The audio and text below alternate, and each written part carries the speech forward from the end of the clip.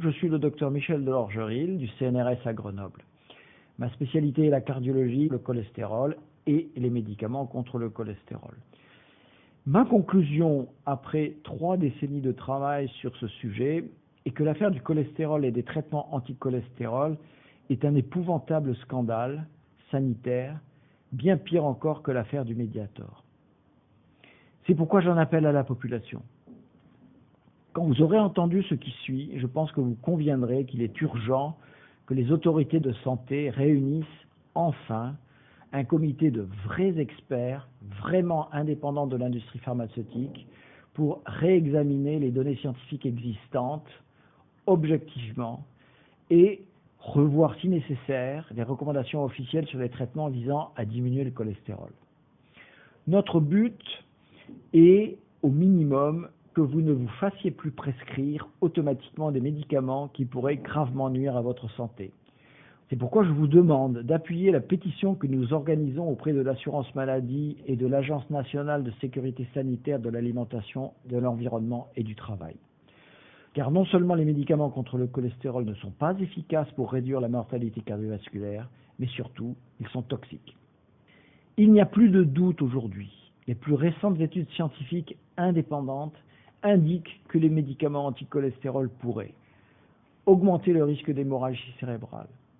Ce sont les résultats de plusieurs études depuis le milieu des années 2000. Avoir un cholestérol bas ou abaissé par un médicament augmente le risque d'accident vasculaire cérébral hémorragique, un accident dramatique qui peut vous laisser hémiplégique, c'est-à-dire paralysé, et même vous tuer.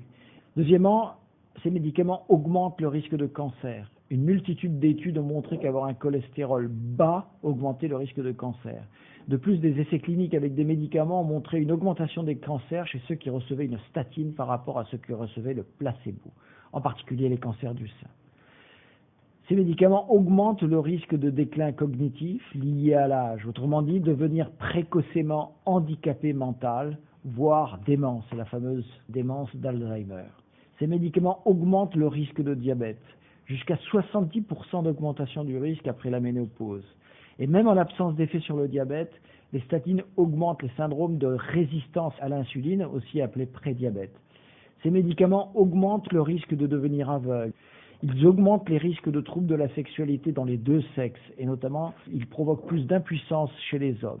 Ils augmentent les risques de problèmes rénaux, et cela de façon proportionnelle aux doses de statines administrées. Ils augmentent les risques de problèmes musculaires, tendineux et ligamentaires. Les experts parlent de plus de 50% de réduction de la capacité d'exercice. Ils augmentent les risques de pathologies articulaires inflammatoires.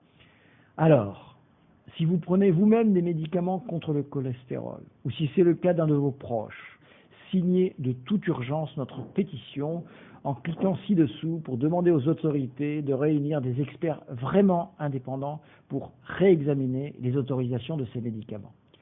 Ce que je vous dis est très sérieux. Depuis des années, je me consacre à la recherche sur le cœur et la prévention des maladies cardiovasculaires et des cancers. Avec d'autres experts dans de nombreux pays, nous considérons que les firmes pharmaceutiques ont dangereusement minimisé les effets secondaires nocifs dus aux médicaments contre le cholestérol et que tout est fait aujourd'hui pour masquer la réalité de cette toxicité.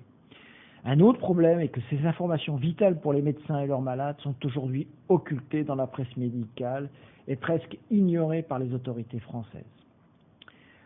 Mon but n'est pas de vous faire arrêter vos médicaments, cela doit être discuté avec votre médecin.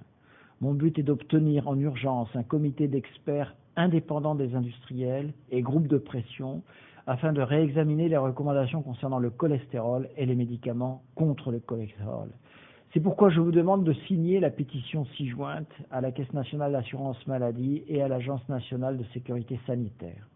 Il y a vraiment urgence, car au bas mot, près de 7 millions de personnes en France sont aujourd'hui traitées avec ces médicaments contre toute logique scientifique et médicale. Comment la profession médicale peut-elle faire une telle erreur sur le cholestérol et les médicaments anti-cholestérol? La première raison est l'influence de l'industrie du médicament.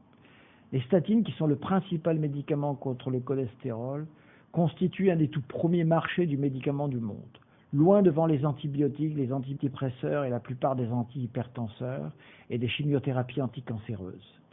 Il a rapporté, ce marché, Ces 20 dernières années, 300 milliards de dollars aux firmes pharmaceutiques. Des intérêts financiers gigantesques sont donc en jeu et certains sont prêts à tout pour occulter la vérité, y compris faire publier de très nombreuses études biaisées, invoquant faussement une efficacité des médicaments anti-cholestérol. Ces erreurs et ces manipulations, je les ai montrées dans mes livres et mes publications scientifiques. Et personne n'est venu me contredire à ce jour, me montrer où je me trompais. La deuxième explication est qu'il est très courant en médecine que de graves erreurs dominent toute la profession sur de très longues périodes. Il a fallu des décennies pour qu'on reconnaisse que le tabac était la cause de 95% des cancers du poumon. Plusieurs décennies pour interdire l'amiante, dont beaucoup de médecins liés à l'industrie niaient les dangers. 35 ans pour sortir le Mediator du marché. La question des médicaments contre le cholestérol n'est qu'un cas de plus, sauf qu'il concerne cette fois des centaines de millions de personnes à l'échelle mondiale. Du côté des études scientifiques, il faut bien comprendre qu'aucun lien de causalité n'a jamais été démontré entre la mortalité coronaire et le taux de cholestérol. Le 12 novembre 2004, il y a maintenant 10 ans, une grande étude est parue dans le British Medical Journal qui montre que les prescriptions de statines ont été multipliées par 7 entre 1996 et 2002 au Royaume-Uni, sans entraîner la moindre diminution du nombre d'admissions en hôpital pour un infarctus du myocarde. Le 14 janvier 2008, la publication des résultats de l'essai ENHANCE aux États-Unis sur 2 molécules prescrites à des millions de patients pour faire baisser le cholestérol, la simvastatine et les étimibes, a montré une totale inefficacité pour empêcher les lésions d'athérosclérose. Ces médicaments n'ont eu aucun effet protecteur sur les artères. Cet essai ayant été conduit chez des personnes porteuses d'une hypercholestérolémie familiale, les personnes qui devraient profiter le plus des médicaments anticholestérol, les investigateurs et les sponsors ont essayé de cacher les résultats négatifs de cet essai, démontrant clairement que l'existence de conflits d'intérêts pouvait induire des comportements aberrants de la part des industriels et aussi des investigateurs, médecins et scientifiques travaillant pour les industriels. Mais ce n'est pas nouveau. Depuis que le cholestérol a été découvert, les scientifiques sérieux affirment qu'il ne provoque pas les maladies cardiovasculaires. Selon les données de la grande étude sur le cholestérol, dite étude de Framingham, il n'y a pas de relation nette entre le cholestérol et le risque d'infarctus chez les personnes de plus de 50 ans et chez les femmes.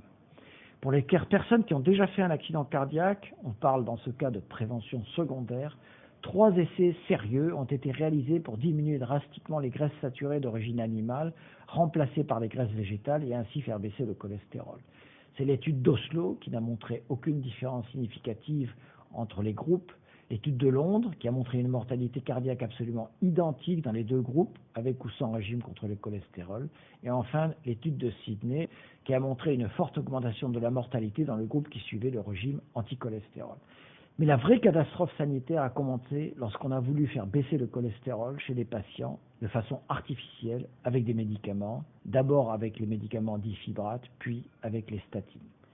Mais malgré cette incroyable accumulation de preuves, sans doute n'y a-t-il aucun autre domaine médical où l'arnaque soit aussi visible et énorme que dans l'affaire des médicaments contre le cholestérol. Des millions de patients continuent à se voir prescrire ces médicaments inutiles et toxiques. L'industrie pharmaceutique et les médecins qui lui sont liés ont tout fait et continuent à tout faire, hélas avec l'aide des médias, pour empêcher que la vérité n'éclate au grand jour. Plus important encore, si la profession médicale dans son ensemble reconnaissait soudain les faits, imaginez le nombre de procès qui risqueraient d'être déclenchés. Le moment est venu de faire tomber les masques. En nous y mettant tous ensemble, nous pouvons forcer les autorités de santé à agir, enfin, sur ce sujet. C'est pourquoi je vous demande instamment de signer la pétition ci-jointe. Si nous ne faisons rien, le système actuel, avec toute sa corruption, peut encore tenir des décennies. Des millions de patients, dont vous-même ou des personnes qui vous entourent, continueront à être dans la plus grande incertitude, n'osant pas s'opposer aux consignes de leurs médecins, ni aux protocoles officiels. Elles continueront à prendre des médicaments qui les empoisonnent. Ne laissons pas continuer cette situation insupportable. Rebellez-vous. Exigez des autorités sanitaires qu'elles revoient leurs consignes.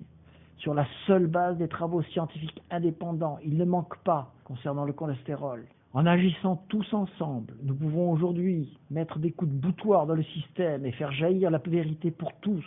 Nous sauverons des vies. C'est pourquoi je vous demande de signer la pétition ci-jointe.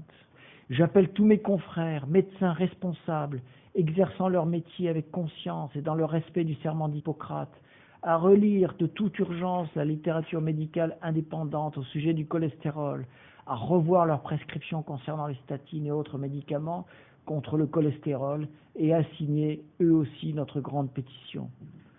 Je rappelle surtout que de nombreuses études, largement ignorées de la presse médicale et de la grande presse, ont montré que les méthodes naturelles, l'adoption d'un mode de vie protecteur, permettent de réduire de façon drastique le risque de maladie cardiaque. Continuer de les cacher au public est plus qu'un scandale, c'est un crime. Ce n'est pas le cholestérol qui provoque l'infarctus et l'accident vasculaire cérébral, c'est la mauvaise alimentation, la sédentarité, le mode de vie délétère, le tabac, la pollution atmosphérique qui donne de l'hypertension, du diabète, de l'athérosclérose. Si j'ai choisi de consacrer ma vie à la médecine, c'est pour le bien des patients. Ma conscience m'oblige aujourd'hui à parler tout haut pour dire la vérité sur la propagande tournant autour du cholestérol. Ne soyez pas victime, vous aussi, de cette odieuse manipulation. Défendez-vous, défendez vos proches. Signez maintenant cette grande pétition contre les lobbies. Transférez, s'il vous plaît, ce message le plus largement possible autour de vous. Bien à vous, je suis le docteur Michel Delorgerie.